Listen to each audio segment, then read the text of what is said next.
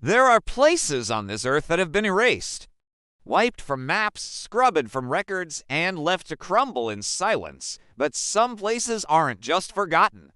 They're deliberately ignored, buried, hidden, because remembering is too dangerous. Today, we're going to talk about one such place, a town that everyone forgot on purpose. You won't find it on any modern map. GPS will lead you in circles. But if you talk to the right people, the ones with haunted eyes and a tremor in their voice, they'll tell you about it. They'll tell you about a town nestled deep in a forgotten valley, a town that once had a name. They don't say that name anymore. They call it the sunken place. The stories all start the same way. A wrong turn, a car breaking down, a sudden, inexplicable urge to explore an old, overgrown side road. Before they know it, travelers find themselves on Main Street, staring at a town that seems perfectly preserved, yet utterly empty. The houses are pristine, the gardens are weeded, but there's no one there. Not a single soul. The air is thick with a silence that feels heavy, watchful. According to the handful of people who claim to have escaped, this town wasn't always empty. It was once a bustling, happy community.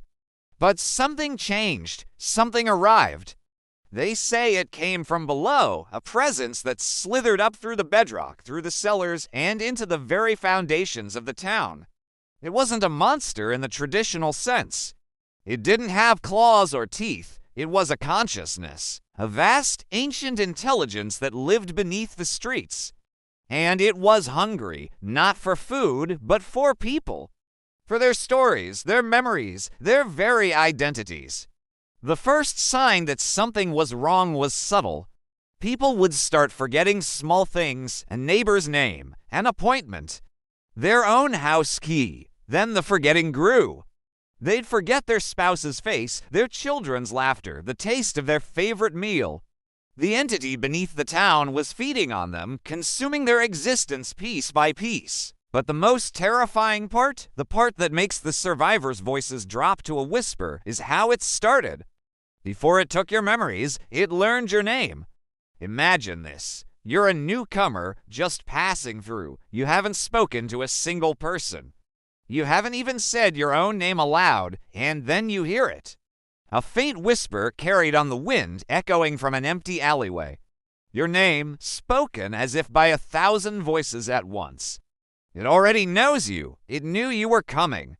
It was waiting for you. One survivor, an old man named Elias, tells a story that will freeze your blood.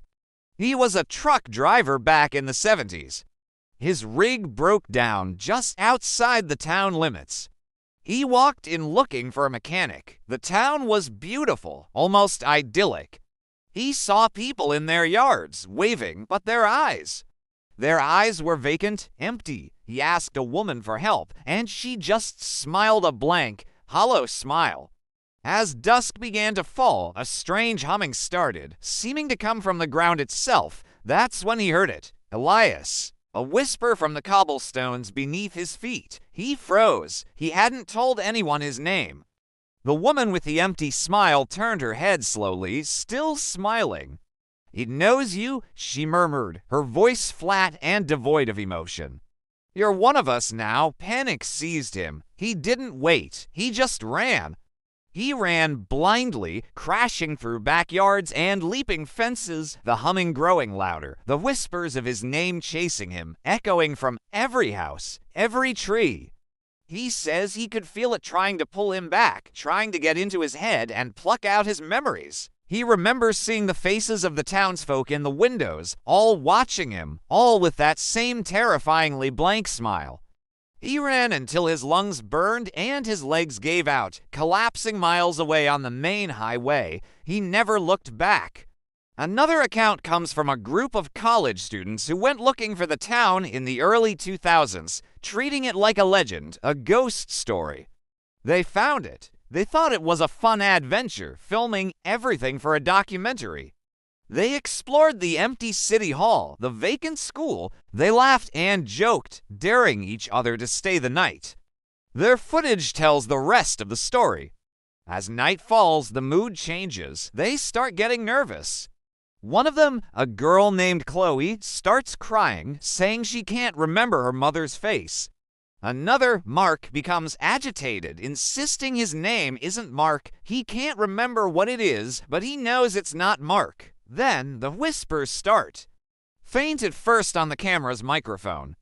Chloe, Mark, Sarah, Ben. The students panic. The footage becomes chaotic, shaky camera work, screams, running through the dark streets.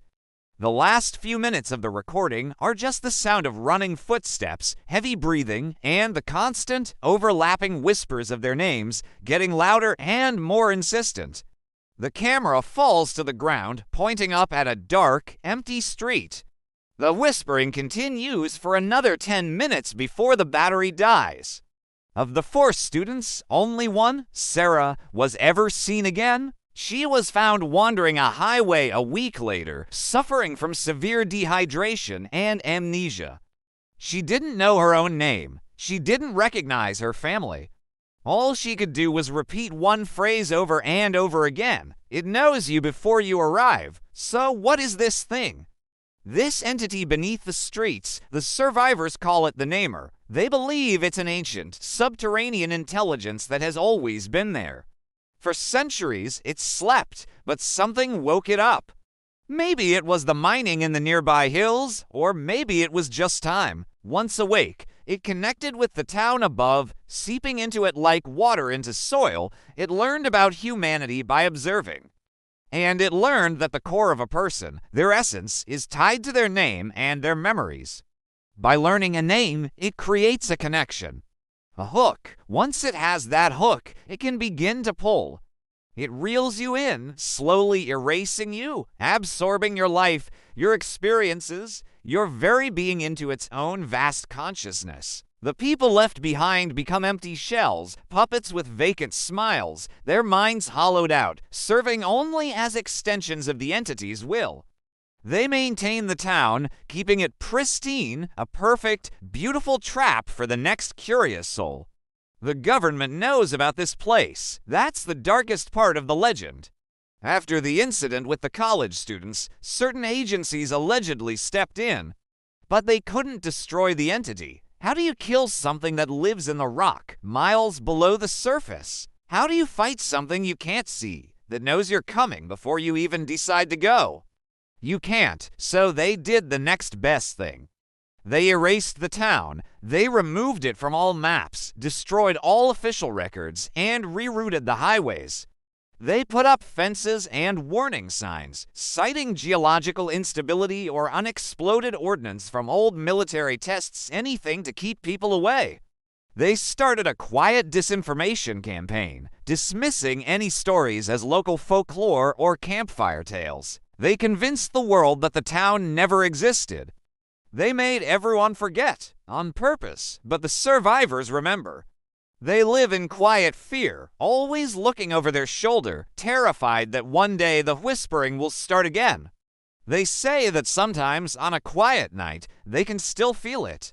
A faint hum in the earth, a distant psychic pull. The Namer is still there, waiting, and it's learning. With every person it consumes, it grows more intelligent, its reach expanding. Maybe one day, it will learn to reach beyond the borders of its forgotten town. Maybe it will learn to whisper names across counties, across states, across the entire world.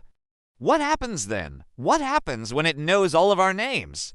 The story of the sunken place is a chilling reminder that there are mysteries in this world far beyond our comprehension.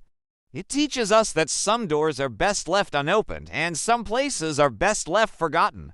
Because if you go looking for the town that everyone forgot on purpose, it will already be looking for you, and it already knows your name. Thanks for watching. If you enjoyed diving into these dark and mysterious corners of the world, make sure to like, subscribe, and hit that notification bell. Let me know in the comments what you think about the sunken place. Until next time, stay safe and be careful which forgotten roads you choose to travel.